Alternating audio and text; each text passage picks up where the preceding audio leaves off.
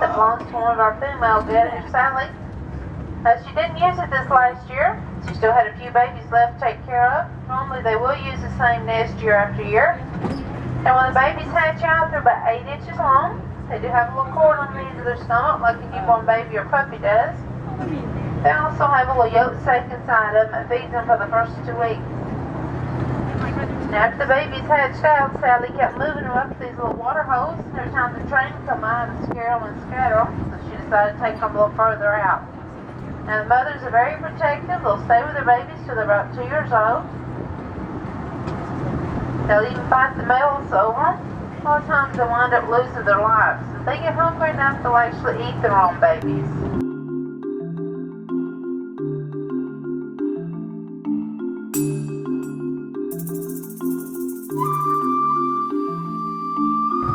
A lot of times they will lay their eggs along the train track in the soft sand and dirt. After they do this, the raccoons and crows will come back behind them, dig them up, and eat them.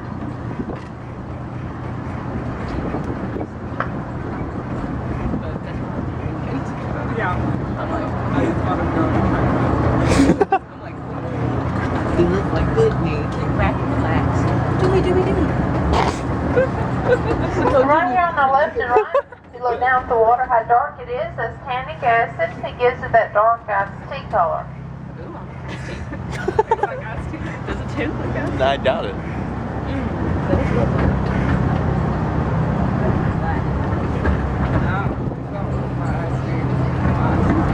Also on our left right here, we have all these little leaves on these trees, the little green leaves. Those belong to the soap bush. Now you just take about 8 or 10 of those leaves, rub your hands together underwater, and let it look like a bar of soap. Also on the left, you'll see a lot of the burnt trees left from the fire in 2007. It burned over 500,000 acres. There was also a drought then. It caused everything to catch on fire. No water for alligators, no water for boat tours. You could even walk out into the swamp for a couple miles. Now on our left, we have the logging cart. This was used by the Herbert Cypress Company back in the 1900s. It was pulled by oxen. Now they pulled over 400 million feet of cypress wood out of the swamp, 700,000 cross ties. Now they employed 1,000 men to do this work. These guys worked from daylight to dark, and they only got paid $1 a day. Not very much. They would chainsaws, everything the old-fashioned way with the hand saws. Plus they were out here with the alligators and bears, bobcats, snakes, and all the wild hogs that we have out here. On the other side of the pipe, the back side of the white pipe. Now those, they say, are bad enough. Your body organs can start shutting down in a couple hours if you don't get the end of them. And the serpentarium, we do have 2 more of them, but they're black and kind of a white color. No. Believe it or not, he's been out here all this whole last week. Looks like a little piece of a log with an eyeball on it. Anybody see her yet? Her name is Henrietta. Now she's 80 years old. Now she's our only blind alligator. She does have blue eyes. Now she's about 6-7 foot long. Now she doesn't eat well anymore. She's lost a lot of weight. She has to be hand fed, and she is stubborn. She don't like to be messed with. We try to keep her alive.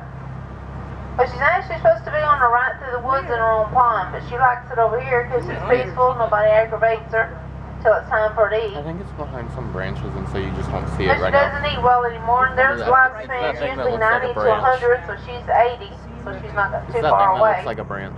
But she goes back and forth from her pond to over here several times a year. She's back and forth, even though she's blind, she knows her way back and forth. The oil was used for the insect repellent. On this tree right here to your right. She's like, no. After they boiled it, after it cooled, the oil was for the insect repellent. Then what's left over is actually wax that's turned into candles.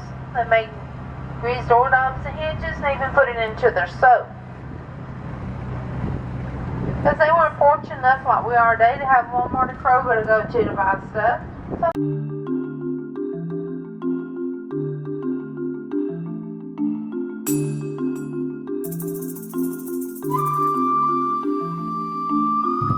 The rooftop is made out of the saw palmetto. They would also make rooms out of them, help keep their huts clean.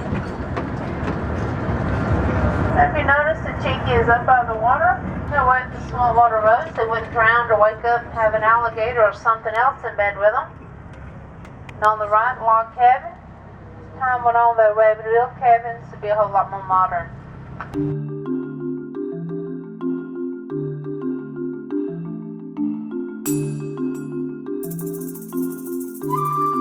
For study on it. He found that Oscar had been living on one functioning lung, a whole lot of broke bones, and osteoporosis, which of course is arthritis. So if you look down his tail and spine, you'll see a lot of this. Look around his joints, how they were decaying, how much pain he must have been in.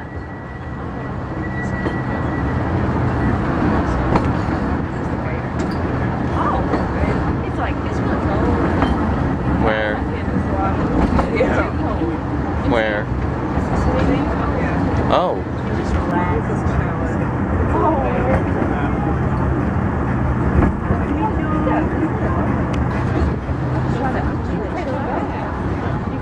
Now, if you look on the outside of his face, you'll see tiny holes that are called sensors that let an alligator know when they feel a vibration exactly which direction that's coming from. Now, up here on your far right, in the distance, you'll see a couple tall posts with an X on the bottom and a barrel on top. That's the bat roosting house that the Boy Scouts put up for us out here. Hopefully take care of some yellow flies and mosquitoes. And then our gift shop, there is a board of information that tells about it. They have one baby a year. They'll live 10 to 32 years.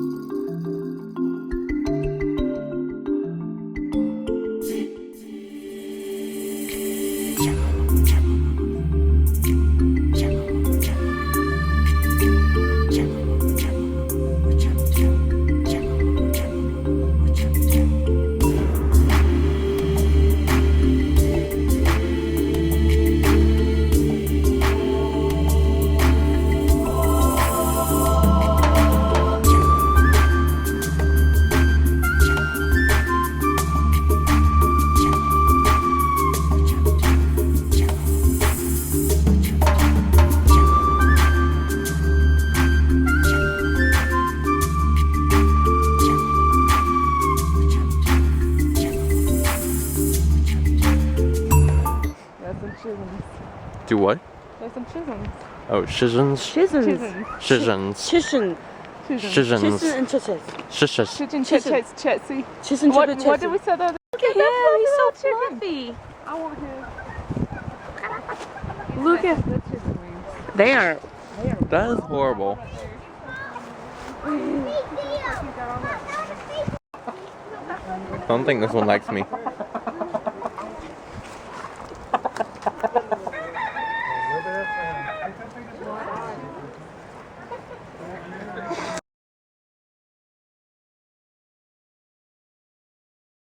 Left early. Hello, chicken. Hi, How'd you get chicken. left out? The peaceful, quiet ones. Hey, buddies. Oh, look at that one back there. He's funny. Hey. Take a picture. He's like, Say what, cheese. what is a camera? Are you having it? You stretching? We don't have Look any. at their feet. We don't have any corn or anything. I'm sorry. Look at his hairy little feet. He's so fluffy. Fluffy, it's They got so feet. fluffy. So fluffy.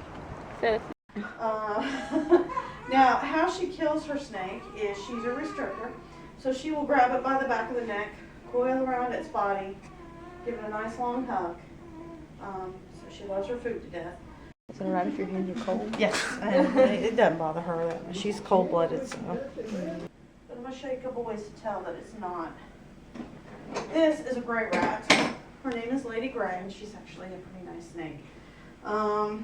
And I've heard people call these oak snakes, pine runners. My grandma used to call these chicken snakes.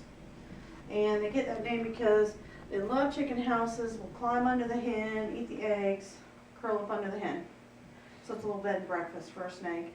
But a lot of people mistake these for a rattlesnake because it's gray, so they just automatically assume it's a rattlesnake. So I'm going to show you a couple ways to tell that it's not. One is head shape. And this is a really easy way to remember this. If you make a fist and you look at it, that's a venomous snake. Thick head, thin neck, thick body. Okay? You turn it over, look at your thumb, that's a non-venomous snake. Non-venomous snakes have thumb-shaped heads. Okay? Now, of course, don't go around putting your thumb on their head. They don't like that. Just to help you remember head shape, okay? No diamonds. See that? No diamonds. No rattle. Okay. Now, all snakes will shake or drum their tails. Okay, because these guys don't talk. They don't have vocal cords. They don't go, you know, we teach kids that they don't do that. So they try to make noise to scare you away, warn you, and kind of mimic something that's dangerous, so maybe you'll leave it alone, that kind of thing. But she's harmless. Just a harmless little gray rat. Now, I'm not going to bring her around. She's still getting... So this is a red rat. Same family. This is a gray rat. Also known as a corn snake. They get the name corn snake because of that beautiful Indian corn pattern on their belly. Isn't that gorgeous? His name is Cornelius. Yeah, I know that's a corny name. It's a corny joke.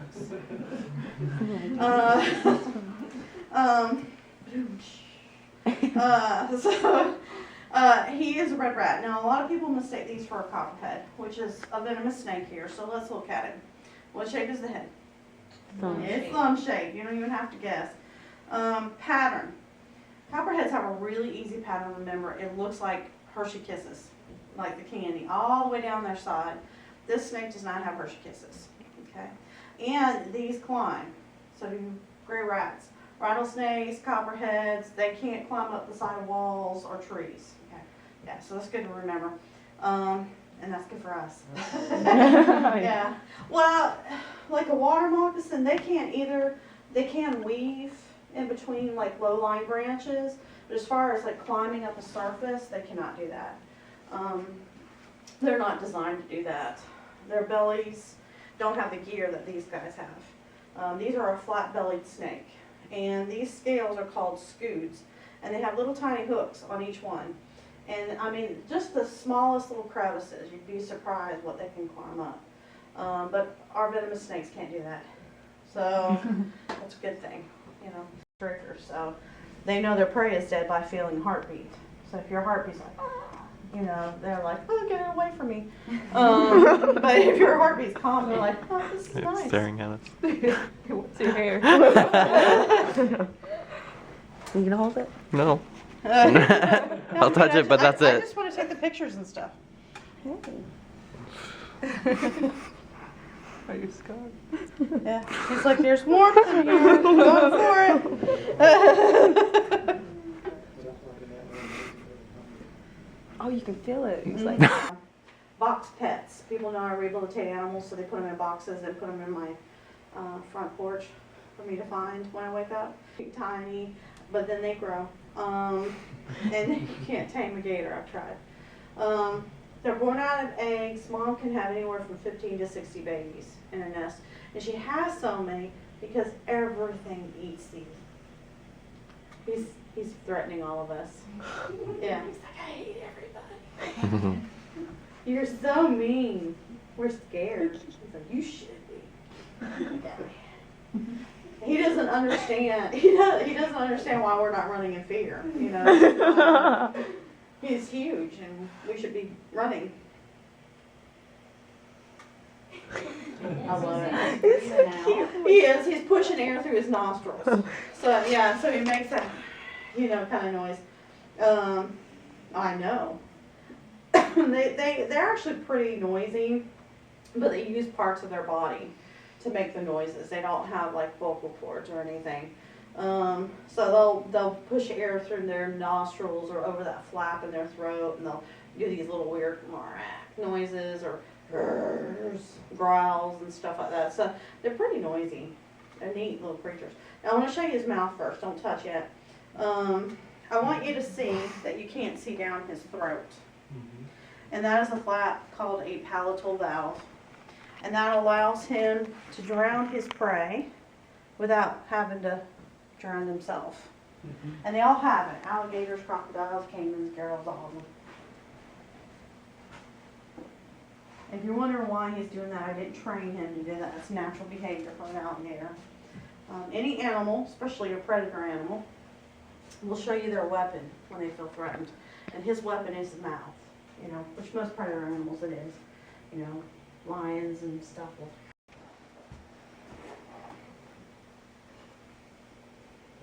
It's like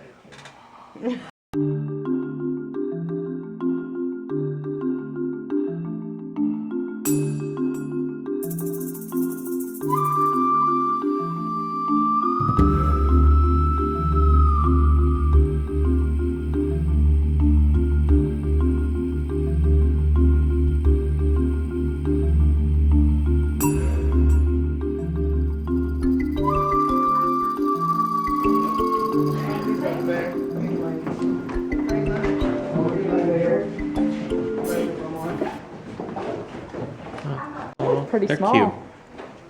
Damn. I came into this little snack shack to get something to eat, but they're closed, so I'm stuck with Doritos and a Coke. Not sure what this is. It says the amphitheater, and then I can't see it now, but there's a sign somewhere that says careful about live alligators, so I assume it's an alligator show. Don't drop the camera in. That's my reaction. I was like, Let me get a cup, you guys.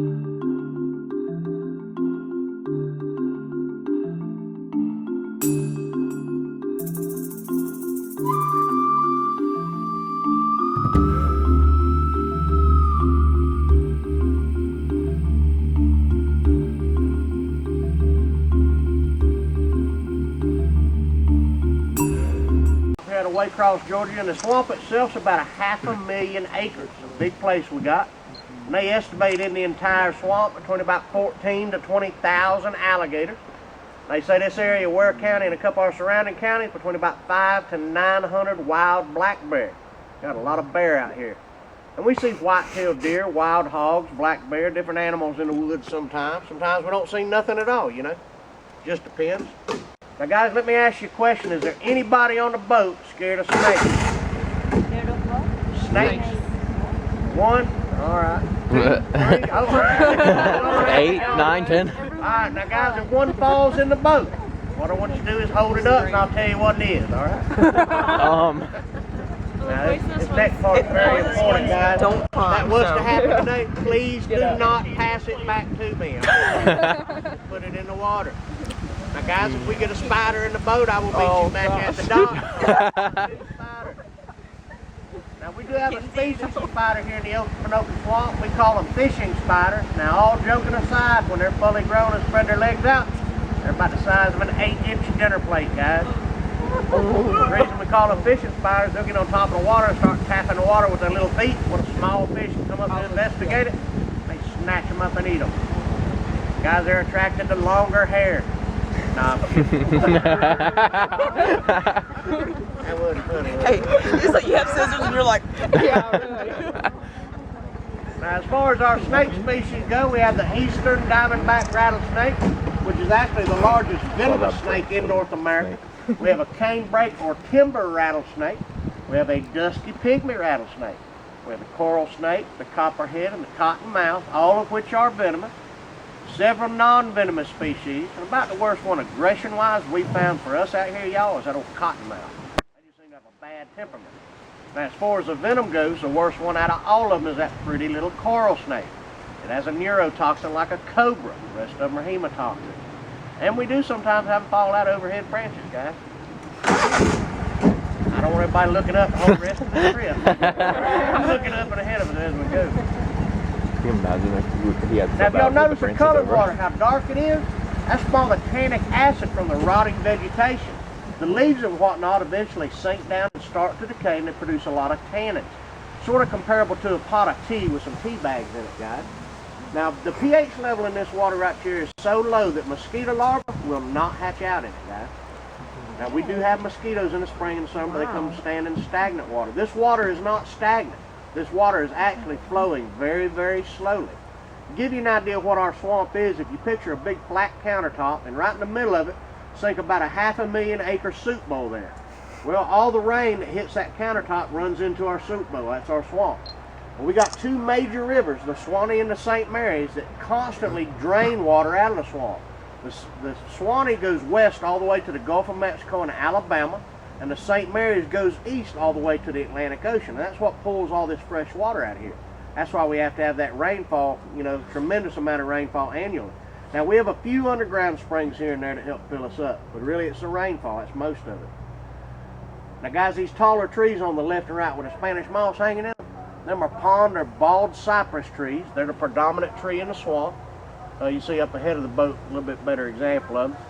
And they're actually related to those big redwoods out in California. And they tell me these trees grow about 1 inch in diameter every 12 years. So you can look at the base of some of them and tell how old they are. Now the Spanish moss hanging in everything. A lot of people call that a parasite. Guys, that's not a parasite. It doesn't rob the tree or shrub or where it's growing of any nutrients. It gets its nutrients from the air and the moisture in the air, and that's how it feeds itself. Now, I've been in the swamp 43 years. Last month, I didn't know this till a year ago, that Spanish moss is actually related to the pineapple. Same plant family. Now, it does not taste like a pineapple. It is related to it. Now, guys, we do have a couple of low bridges to get under. This first one is kind of tricky. I'm kidding. It's like, I'm gonna be like. Now, I'm going to do my best to try and find y'all some alligators to look at, guys. This cooler weather, they like to get down under the water and stay as much as possible, believe it or not. But we're going to try. I know a couple spots, trust me, there might be some big ones at. We're going to go by there before we're done. So we're going to get you today.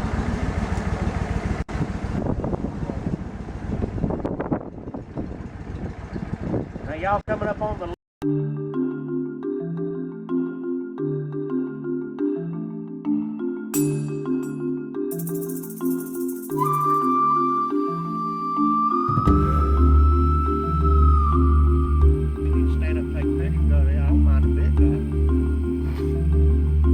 Now the shells that the babies are born in, they're leathery like a snake or turtle egg. They're not hard like a bird egg. And when the baby alligators are born, they only have one tooth. It's on the outside of their nose. It's Dan Haggerty, Grizzly Adams. He got his start as a young boy in our swamp, guys. This is a sign with some old movie names. These were all made right here where y'all are at right now, every one of these movies, and a bunch more. But if you look these up on the internet, it's kind of cool, guys. You'll see a huge alligator in every one of these. That's Oscar when he was alive. It's kind of neat to see him with meat and muscle on his bones. You know, he's a huge alligator. All right, guys, if we do see them, don't act like you're going to reach out and touch them because they're very nervous spiders and they jump really good. Why would we want to touch them? Why would we want to touch it? I'm good not touching it. Go 90 miles per hour. Well, the reason I turned the boat off, everybody says, why do you talk? But the boat motor makes them nervous too. Oh, God. A gnat just like attacked me and Now, freaked the out. clay nests you see under here are wasps called a dirt dogger. They kill and eat spiders, and they pack the spiders in that clay nest, lay their larvae, and seal it up, and that's what their larva eats when they come out. Almost tore the motor off this boat. So. Needless to say, I was flying solo at the Macadee that night.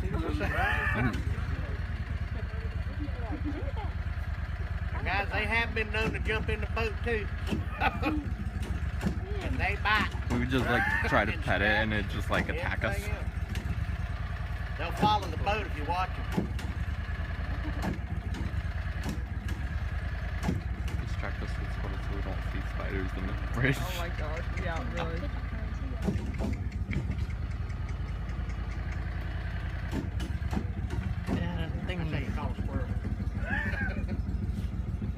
Alright, next spider bridge.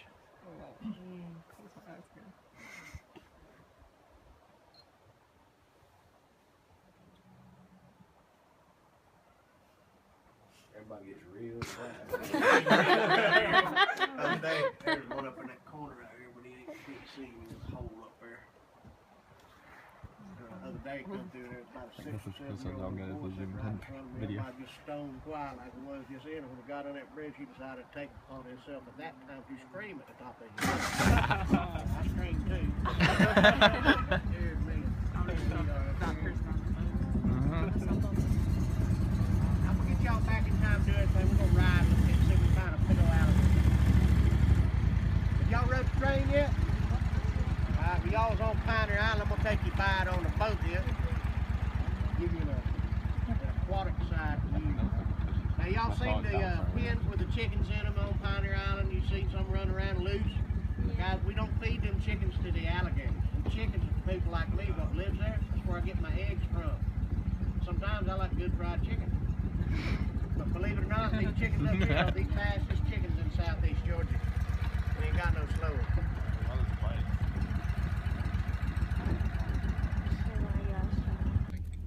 Just their heads popping up.